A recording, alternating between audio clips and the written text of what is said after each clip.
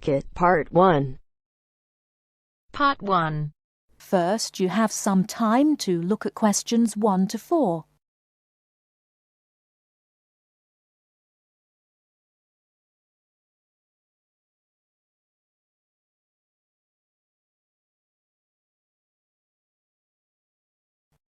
Listen carefully and answer questions 1 to 4. Hello, I am a new student here. Hello, what can I do for you? Can you tell me what the student union does? Well, we're part of the National Union of Students, who represent students' interests across the country. We provide services for all students at this college. What kind of services?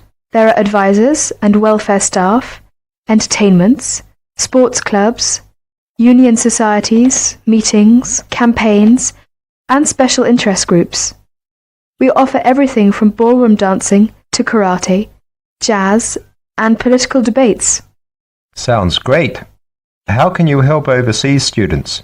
As I've said, we have welfare officers who are used to the sort of problems overseas students may have. They know where to get advice on a particular situation, or basically give whatever help is asked for. I am from the Philippines, and I hope I can meet other Filipino students who are here.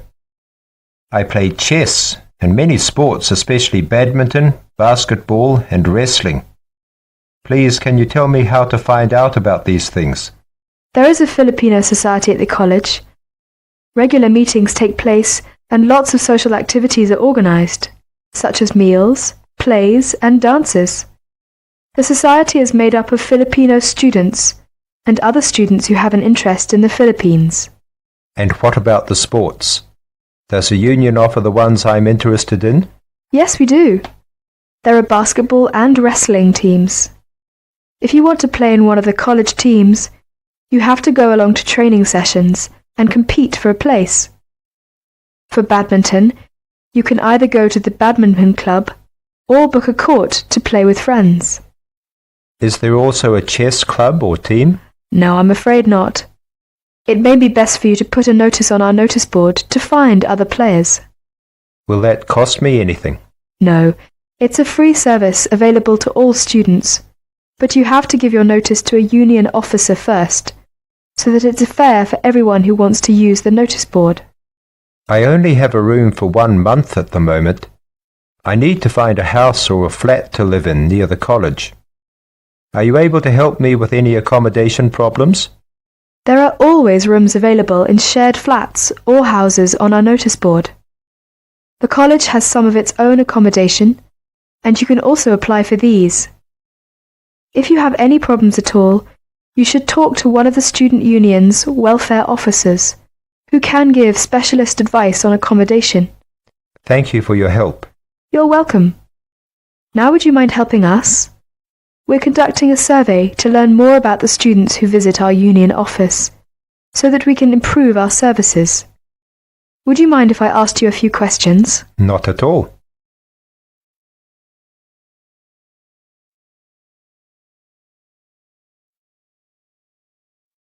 Now look at questions 5 to 10.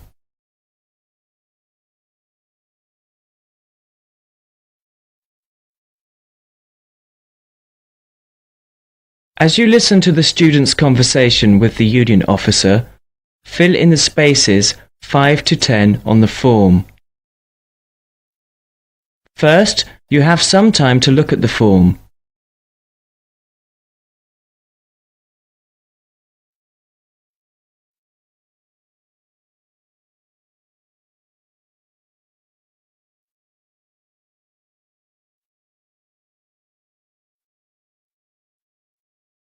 Now listen carefully and fill in gaps 5 to 10.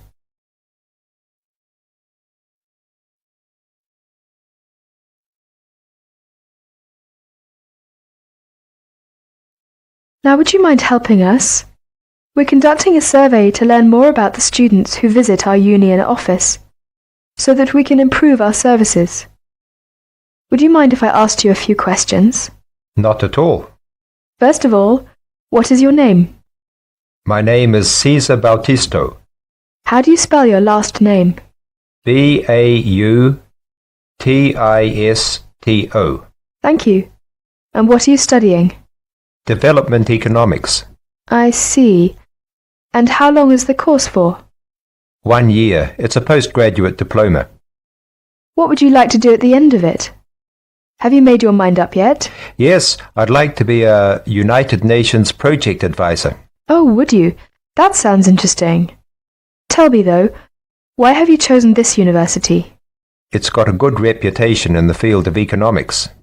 And you say you come from the Philippines? Yes, that's right. And which city do you come from? Manila. Oh, that's the city I've always wanted to go to. What do you do in your spare time? I go to play games. I love sports. Ah, yes, you mentioned that. Basketball, badminton, and wrestling, wasn't it? Yes, that's right. Okay, that's it. I'll add your name to our mailing list. We appreciate your help with this survey. If you have any suggestions, be sure to give us a call or drop by at any time. All right, I will. Thank you. Bye. Bye.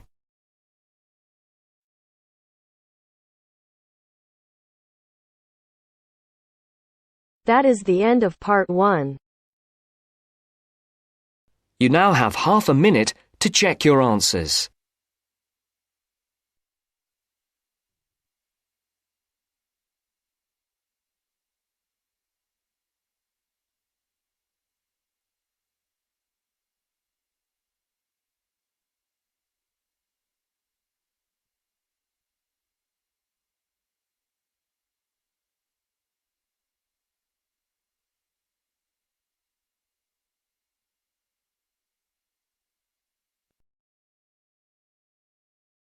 Now turns to part 2. Part 2. Everyone knows that we have achieved a huge amount in terms of space exploration. First, you have some time to look at questions 11 to 16.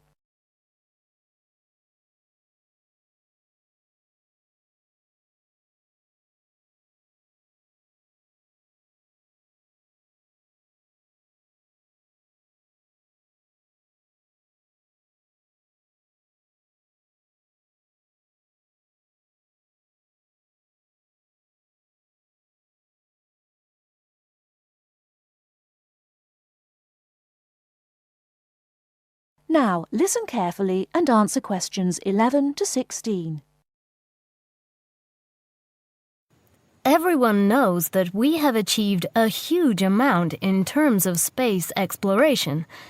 The space race between ourselves and Russia went on for nearly 20 years, but we were the first to land a man on the moon. At that time, the space race was very close, and the Russians very nearly got to the moon before us. For me, the most exciting invention, and the invention that really showed we were ahead in the space race, was the reusable space shuttle. It was first successful in 1981 and has since been used on many missions. The reusable shuttle can carry astronauts on space missions and can serve as a laboratory in which to conduct experiments. It can be used to transport equipment to space stations or to collect or repair satellites. The shuttle carries between 5 and 7 crew members. When a mission is complete, the shuttle fires thrusters, which propel it back into the Earth's atmosphere. It then glides down to make its landing. Before you hear the rest of the talk, you have some time to look at questions 17 to 20.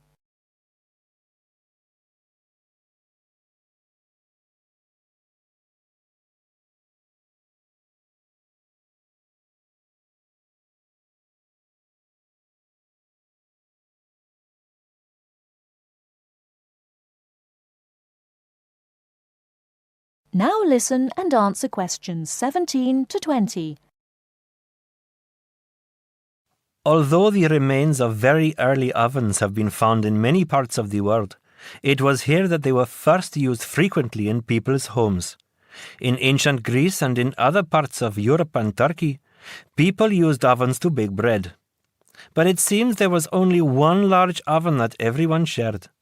Here the remains of villages from 5,000 years ago show that each mud brick house was constructed with an oven, and that baking bread and perhaps cooking meat was very common. The ovens were made of clay and shaped like a beehive. Inside they had shelves, so that a number of loaves could be cooked together, and an opening at the bottom from which ash could be removed. That is the end of part 2. You now have half a minute to check your answers.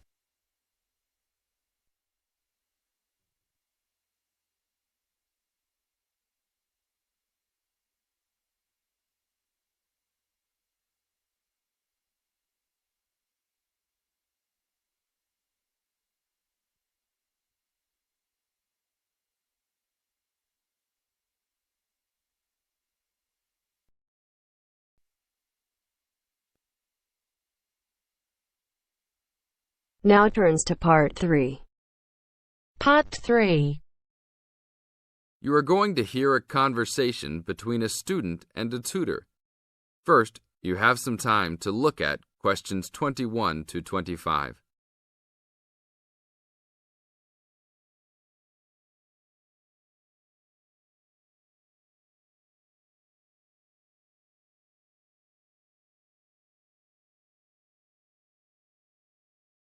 Now listen to the tape and answer questions 21 to 25. Hi, Brad.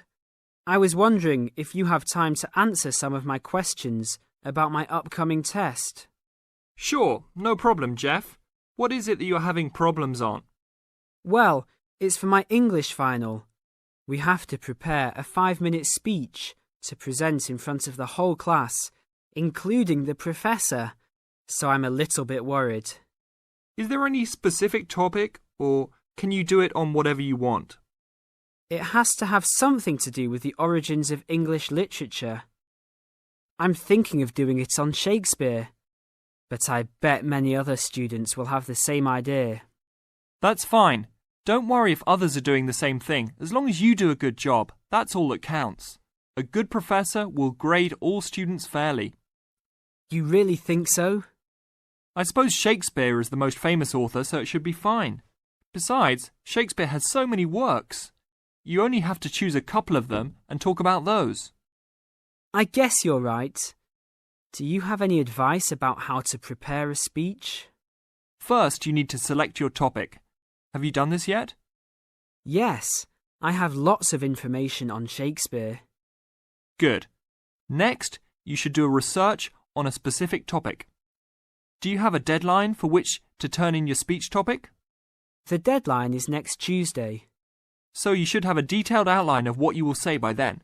Do not just turn in a piece of paper saying Shakespeare on it.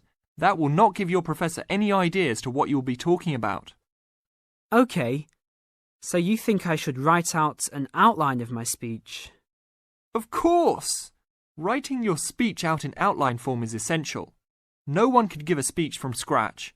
Even the president must refer to his outline when giving a speech. An outline will give you a good structure to base your speech on. Now look at questions 26 to 30.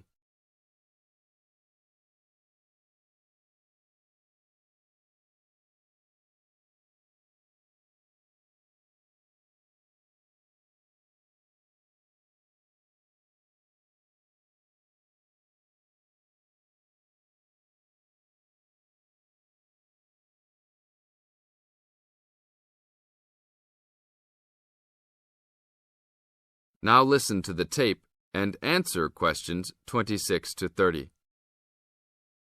That's true. I was thinking that I would do an outline last, after I figured everything out. But I think your idea is better. What should I do after I have an outline prepared? You should then write the speech out, word for word, what you're going to say. This is so you'll have a firm idea of what you will say. It doesn't mean that the speech you will give will be exactly the same, but at least you have a fairly good idea what the final product will be. At this point, I can read it over for you if you want. Really? That would be great. I would appreciate that so much. No problem. Once you write it out, the next step is to practice giving the speech. At first, you can do it in front of the mirror, so you can see your expressions in your presentation. After that, you should practice giving your speech to some friends. I can listen to it for you too. That's a great idea. I really owe you a big favour then. Sure, you can do my Latin homework for me. Just kidding. Seriously, don't worry about it. I can help you with anything you need. So when is the speech due? Well, the speech topic is due next Tuesday. The speech itself will be due next Friday. I can help you any time you want because I have no tests this next week. Besides, I'm an English major and Shakespeare's one of my favourite authors, so helping you out will be no big deal. Thanks so much. Well, I'm going to the library to get started on all this. I'll call you tomorrow. See you tomorrow then. That is the end of part 3. You now have half a minute to check your answers.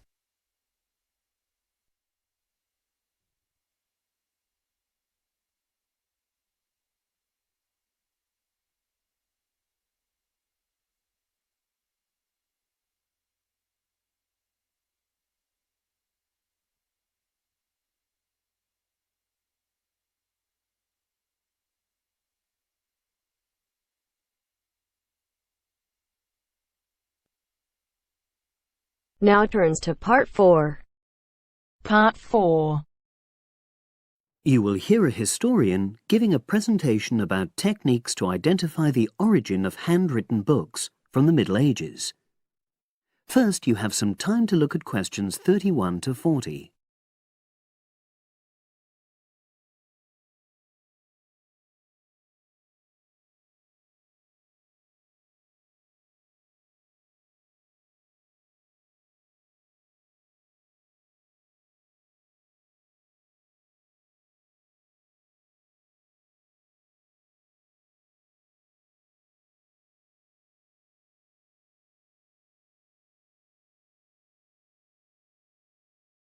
Now listen and answer questions 31 to 40. My presentation today is on how the science of genetics is being used to shed light on the origin of manuscripts, anything written by hand, produced in the medieval period, that is, the period between the 5th and 15th centuries AD. As many of you know, thousands of medieval handwritten books still exist today. Some of them have a clear provenance, that is, we know exactly where and when they were written. But the origin of many manuscripts has been a complete mystery, that is, until 2009, when geneticists started using DNA testing to shed light on their origins. But before looking at the new research, I need to explain something about the way the manuscripts were produced, particularly what they were written on. Virtually all were written on treated animal skins, and there were essentially 2 types. The first was parchment, which is made of sheepskin. It has the quality of being very white, but also being thin. It has a naturally greasy surface, which meant it was hard to erase writing from it. This made it much sought after for court documents in medieval times. The second type is vellum, which is calfskin. This was most often used for any very high-status documents because it provided the best writing surface, so scribes could achieve lettering of high quality. So, once the animal hides had been chosen, they had to be prepared. Where the right materials were on hand, the skins were put into large barrels or vats of lime, where they were agitated or stirred frequently. But if lime wasn't available, then the hides were buried. Both these techniques were designed to cause the hair to slough off and the skins to become gelatinous and therefore more flexible. The next stage was to put the hides on stretcher frames and pull them very tight. While on the frame, they were scraped with a moon-shaped knife in order to create a uniform thickness. For parchment, that was the end of the process. But for vellum, there was an additional stage, where it was bleached in order to achieve the desired color.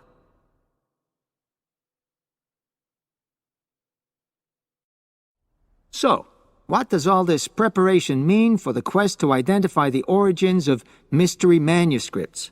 Well, until recently, the only way historians and other academics were able to guess at origins was either through the analysis of the handwriting style or from the dialect in which the piece was written. But these techniques have proven unreliable for a number of reasons.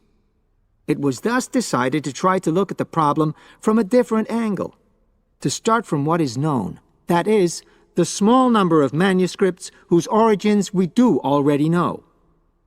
Because these parchments and vellum are both made from animal hides, it was possible to subject them to DNA testing and to identify the genetic markers for the date and location of production. From this was created what is known as a baseline. The next stage was to test the mystery manuscripts, finding their DNA characteristics, and then making comparisons between the known and the mystery scripts.